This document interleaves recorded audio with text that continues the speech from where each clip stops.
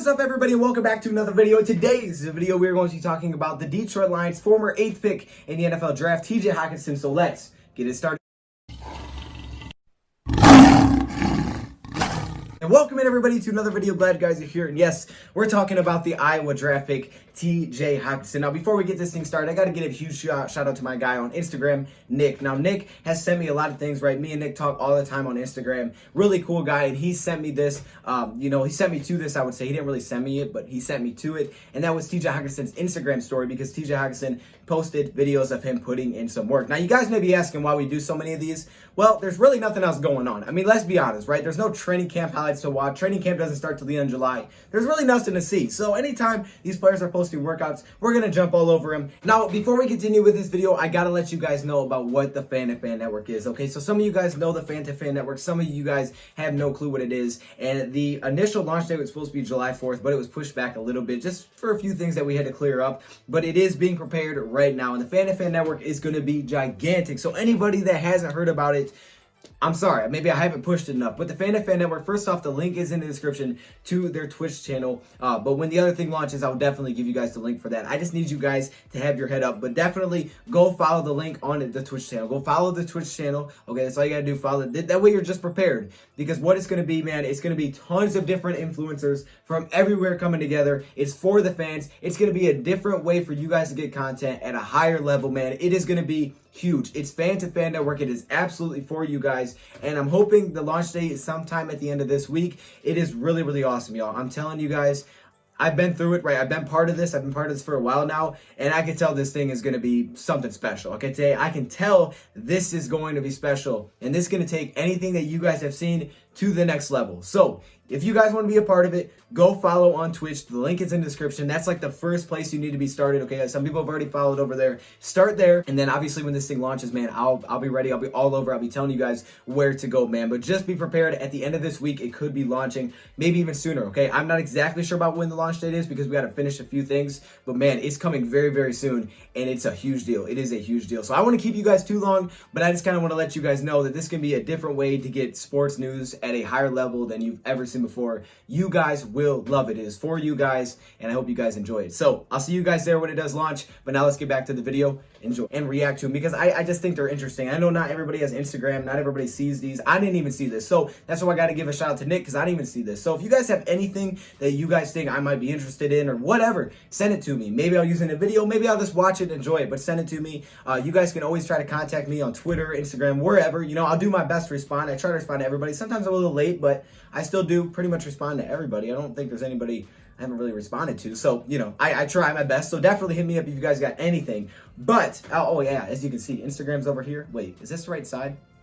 Instagram should be over here with Twitter. So there you go, boom, man. There's no excuse. There's no excuse, man. You can hit me up if you got anything. So shout out to Nick. But today, we're looking at this TJ Hockenson workout. Now, TJ is putting in some work here, and I love to see these videos. I think, obviously, other players are also putting in work, right? I mean, just because there's no video doesn't mean they're just sitting at home. Carry on. No, I'm playing. See, everybody is bringing that up, so now it's kind of a joke now. But anyways, they're still working out, but when we get to see these, it's really cool. It's really cool to see these guys putting in work, and I think this is a great time to talk about TJ Hockenson, because we really haven't done a video on TJ Hockenson, and this won't be like a super long video, but I think it's really interesting to talk about TJ Hockenson. See, TJ Hockenson did not have the best rookie year. It was definitely not the rookie year you planned for as the 8th pick in the draft. High expectations. He's expected to do a lot of things. Any top 10 pick has high expectations, and they should for the right reason, right? You definitely should have high expectations. And unfortunately for TJ Hockenson, it just didn't go as planned. I mean, he didn't perform at the highest level. He had some injuries.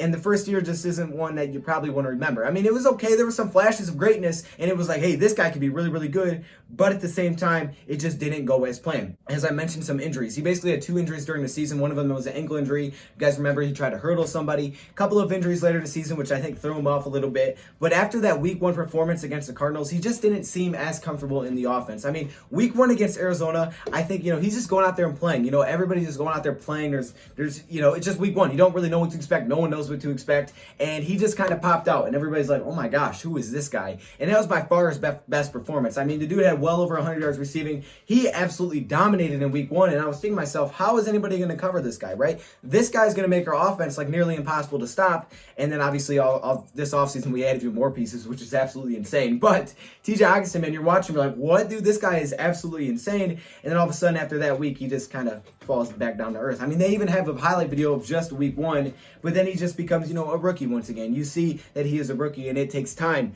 for some players to get comfortable in an offense. And we saw that. And one big thing I always look at when I look at TJ Hockenson is this, and his stat line, at least when it comes to receiving, is his catch rate. His catch rate wasn't very high. And for a tight end, I feel like it should be definitely higher than what it was. He didn't have a very high catch rate. I feel like he just didn't seem super comfortable in the offense. I think he will in year 2. He's getting comfortable with the players. You see a lot of players working out with Stafford and everybody trying to gain that chemistry. We've seen Isaac Nauta recently. So I think he'll be better in year 2. I think everything will be better. I just think year 1 at times, he just didn't seem really in place, man. He didn't seem very confident in himself. I think he lost some confidence, especially with the injuries. And when you lose confidence, obviously you're not going to play well. I mean, that's really what it does come down to. They're all talented. He's a tremendous talent. Obviously, he was looked at as the best tight end in the draft for a reason. The dude can block, catch. He can literally do everything. He just didn't seem super confident in year 1 with the Detroit Lions, really after week 1. So I think he's definitely going to bounce back in year 2. Now, what's interesting is that, we're talking about George Kittle here because of the video, but George Kittle is also a guy that we saw, like many great tight ends, who had a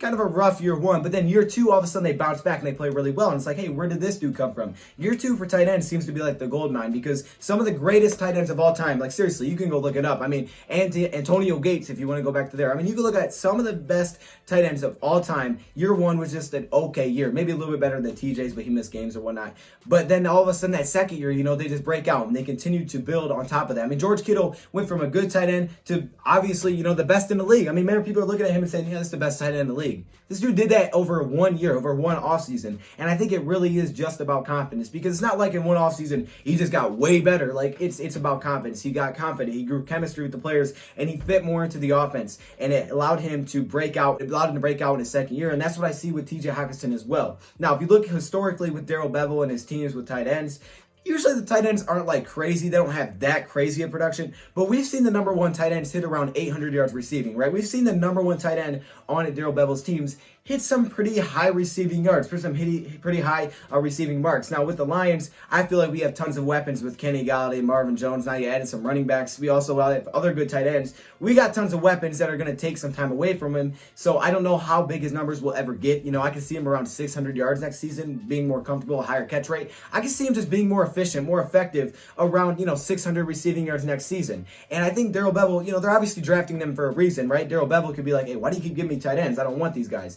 He clearly wants them for something. That's the personnel he uses. I just don't know how big of stat lines they're ever going to put up with the Detroit Lions. But I feel like it'll be more efficient. He'll be more effective next season. But when I look at TJ Hockenson, I just got to make sure, we're keeping realistic expectations for TJ Hockenson. Like, obviously, his expectations should be through the roof. And I think it should be more on his effectiveness and his efficiency more than just the receiving stats. Because, like I said, one thing that never shows up in a stat sheet, when you look up TJ Hockenson stats, you never see, this guy blocked well today. Like, oh, snap, hey, look at you, TJ. You don't see that. Same thing with Jesse James. We don't see that on his stats. We simply see, 2 receptions. He's not playing well.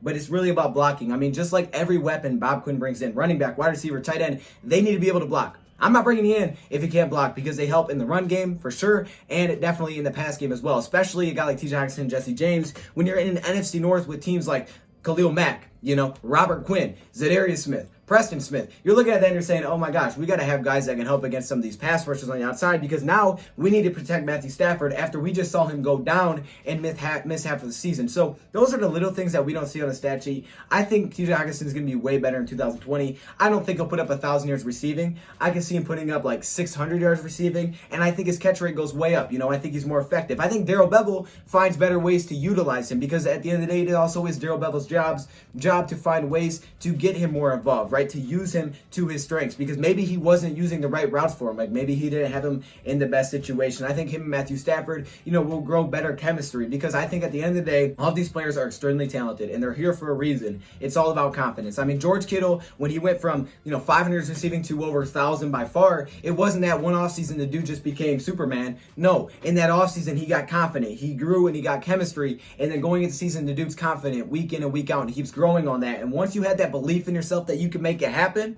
then you're going to make it happen, okay? Because these guys aren't getting way better in this just couple of months. They're just getting confident. And I think that's with every single player. And some players can get it and some players don't. And when you don't have confidence, you see players struggle. For TJ Hockenson, if he can gain that confidence by working out, pushing himself, like, I'm going to be strong, I'm going to be better for the 2020 season. I'm going to go work out with teammates. then all of a sudden I think TJ Hockenson is going to be way more effective in 2020. So let me know your thoughts, comments below. What will his stats be for 2020? I'm thinking around 600 yards receiving. Thank you for watching, and I'm out.